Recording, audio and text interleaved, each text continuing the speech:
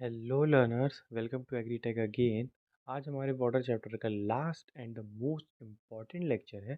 तो आप इस लेक्चर को ज़रूर ज़रूर ध्यान से देखें। और मैं इससे पहले 3 लेक्चर्स वाटर के ऑलरेडी कवर करवा चुका हूँ, जिसकी लिंक मैं डिस्क्रिप्शन बॉक्स में ज़रूर प्रोवाइड करवा दूँगा।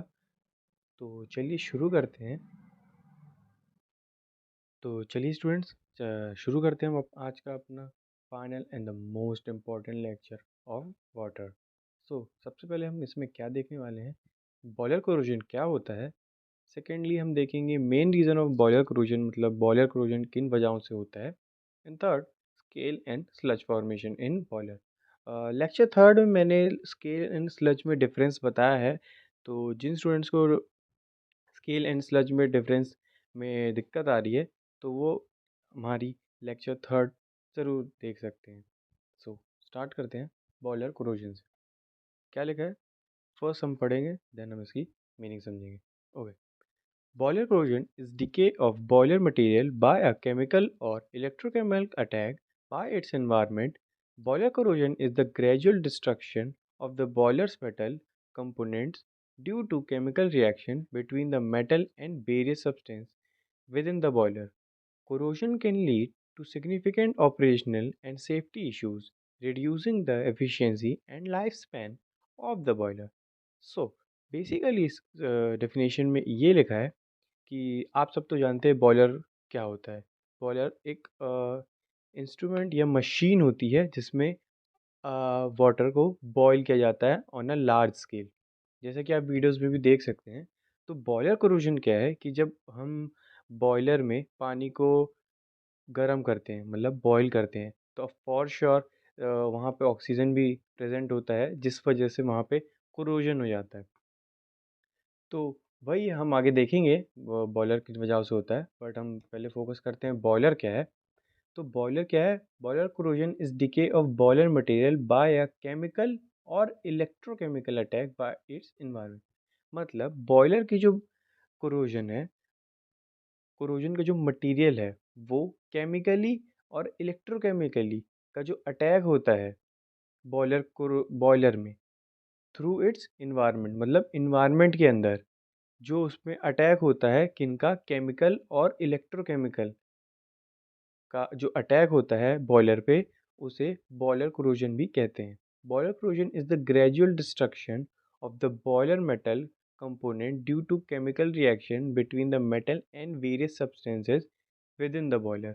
सो बॉयलर कोरोजन में वो जो ग्रेजुअली, मतलब धीरे धीरे जो डिस्ट्रक्शन होता है, वो बॉयलर का जो metal metal portion of the boiler होता है, मतलब जहाँ जहाँ मेटल यूज़ होता है, वो केमिकल रिएक्शंस जो होती हैं अंदर, जिस वजह से पानी बॉईल किया जाता है बॉयलर के अंदर, वो मेटल और अदर सब्सटेंस को ख़राब करता है बॉयलर के।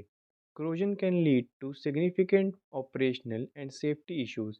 मतलब जो कोरोजन है वो सेफ्टी इश्यूज को भी बर्बाद करता है।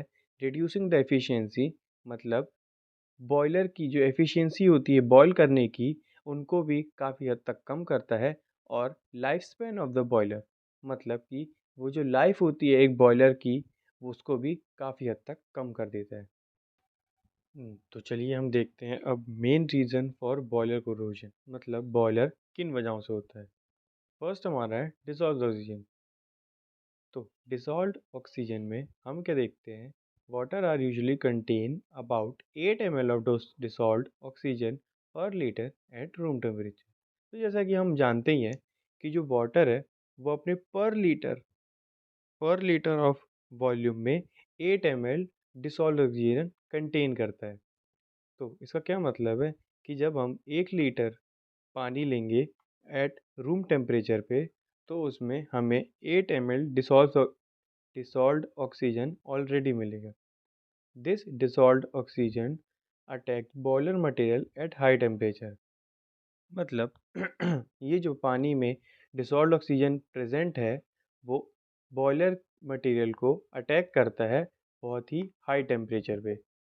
इसकी एक इक्वेशन है जिससे हम समझ सकते हैं कि जब दो आयरन के मॉलिक्यूल पानी के साथ और ऑक्सीजन के साथ मिलते हैं, तो क्या फॉर्म करते हैं, 2FeOH होल ट्वाइस। नेक्स्ट, जब 4 आयरन OH2 के साथ मिलते हैं देन प्लस O2 मतलब ऑक्सीजन, तब क्या फॉर्म होता है 2Fe2O2। शायद यहाँ पे इक्वेशन पूरी नहीं लिखी है। लर्नर्स, आप सेकंड इक्वेशन को आप नेग्लेक्ट कर सकते हैं। This is incomplete and this is totally wrong. Next क्या लिखा है, removal of dissolve oxygen by adding calculated quantity of sodium sulphide और हाइड्रोजन सोडियम सल्फाइड। मतलब हम डिसॉल्व ऑक्सीजन को कैसे अलग कर सकते हैं, एक calculated amount of sodium sulphide और हाइड्रोजन और सोडियम सल्फाइड को अगर हम पानी में मिला दें तो हम boiler corrosion by dissolved oxygen को हटा सकते हैं। नेक्स्ट रीज़न क्या है, डिसॉल्व्ड कार्बन डाइऑक्साइड। तो इसकी क्या इक्वेशन है, मतलब कि जब कार्बन डाइऑक्साइड मतलब CO2 H2O मतलब पानी के साथ मिलता है तो H2CO3 फॉर्म करता है। जो डेफिनेशन में देखते हैं, CO2 is a carbonic acid which has a slow corrosive effect on the boiler material. Carbon dioxide is also released inside the boiler water used for steam generation contains bicarbonates. इसका साफ मतलब ये है कि जो CO2 है वो अपना कार्बोनिक एसिड होता है जो कि लेस कोरोसिव और स्लो कोरोसिव इफेक्ट शो करता है। मतलब कि on comparison to dissolved oxygen, जो कार्बन डाइऑक्साइड है वो लेस कोरोसिव होता है, मतलब जो कोरोजन की जो प्रोसेस है उसको स्लो करता है, मतलब धीरे करता है। और जो अफेक्ट होता है उसका बॉयलर मटेरियल पे वो भी स्लो होता है। Carbon dioxide is released inside the boiler water used for steam generation contains bicarbonate। मतलब कि जो कार्बन डाइऑक्साइड है वो बॉयलर वाटर के अंदर भी रिलीज होता है अपने आप, ताकि स्टीम जनरेशन बाइकार्बोनेट कंटेन हो सके। इसकी हम इक्वेशन देखते हैं तो क्या दी गई है, MgHCO3 whole gives MgCO3 plus H2O plus CO2। Removal of carbon dioxide कैसे कर सकते हैं हम, कार्बन डाइऑक्साइड को remove by adding calculated quantity of ammonia. मतलब जैसे हमने पिछले वाटर में calculated amount of sodium sulphide add किया था, जस्ट सेम एज हम अगर CO2 को रिमूव करना है तो हमें एक कैलकुलेटेड अमाउंट ऑफ अमोनिया हमें इसमें डिज़ोल्व करना पड़ेगा, जिसकी इक्वेशन है 2NH4OH प्लस CO2 को अगर हम रिएक्ट करेंगे तो NH4 whole twice plus CO3 plus H2O मतलब वाटर मिलेगा। Third, acid from dissolve salts. Acid from dissolve salts, तो इसकी क्या कहती है, water containing dissolve magnesium salts liberate acid on hydrolysis. मतलब कि जो वाटर में डिजॉल्व मैग्नीशियम सॉल्ट्स हैं उनको जब हाइड्रोलिसिस कराते हैं तो वो एसिड निकालते हैं, मतलब लिबरेट करते हैं। इसकी इक्वेशन देखी जाए तो क्या दी गई है, MgCl2 प्लस 2H2O जब रिएक्ट करते हैं तो MgOH whole twice plus 2HCl देते हैं। The liberated acid react with iron of the boiler. मतलब जो एसिड लिबरेट हुई है हाइड्रोलिसिस में वो आयरन के साथ मिलके फॉर्म होती है। तो इसकी इक्वेशन क्या दी गई है, Fe प्लस 2HCl क्या देता है, FeCl2 प्लस H2 मतलब हाइड्रोजन। नेक्स्ट इसकी इक्वेशन क्या है, FeCl2 प्लस 2H2 जब मिलते हैं तो क्या फॉर्म करते हैं, FeOH whole twice plus 2HCl। Scale and sludge formation, जो आज का लास्ट टॉपिक है।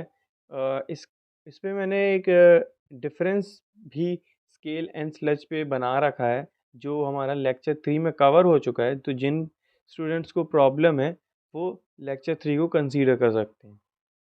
So let's see scale and sludge formation क्या होता है।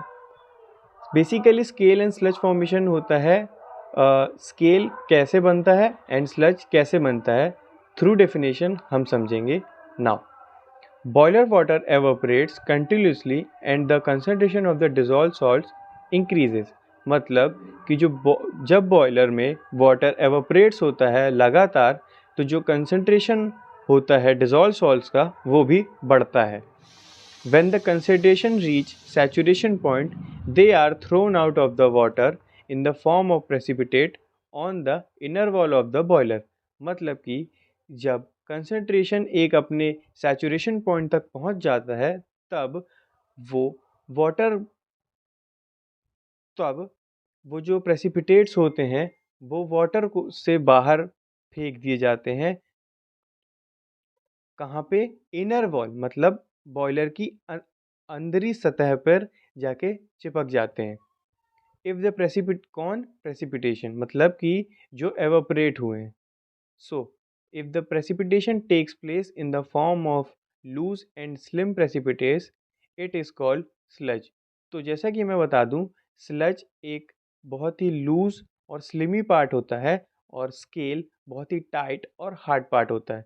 तो जब लूज और स्लिम प्रेसिपिटेट जाके inner wall of the boiler चिपक जाते हैं तो उसे हम स्लज कहते हैं। और जब precipitate matter from hard adhering crust coating on the inner wall of the boiler, it is called a scale. तो जैसा कि डेफिनेशन भी बता रही है कि जब इनर वॉल में स्लिम और लूज प्रेसिपिटेट होगा तो वो स्लज कहलाएगा, और जब कोई हार्ड वेट अ मिनट हाँ हार्ड और अधीरिंग क्रस्ट कोटिंग होगी इनर वॉल पे तो वो हमारी स्केल कहलाएगी। आप डायग्राम पे से भी कंसीडर कर सकते हैं। So thanks for watching learners. आज हमारा वाटर चैप्टर यहीं ख़त्म होता है।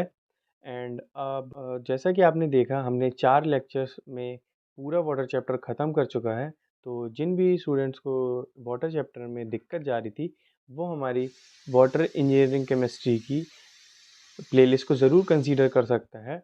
अब हम आगे इंजीनियरिंग मैकेनिक्स से कुछ चैप्टर्स कवर करने वाले हैं, जो कि इसी चैनल पर अपलोड की जाएंगी। सो जिन भी स्टूडेंट्स को इंजीनियरिंग मैकेनिक्स में डाउट्स हैं, वो हमारी आने वाली वीडियोस को ज़रूर से ज़रूर कंसीडर कर सकते हैं। Thank you guys, keep tuning. मैं मिलता हूँ आपसे नेक्स्ट लेक्चर में।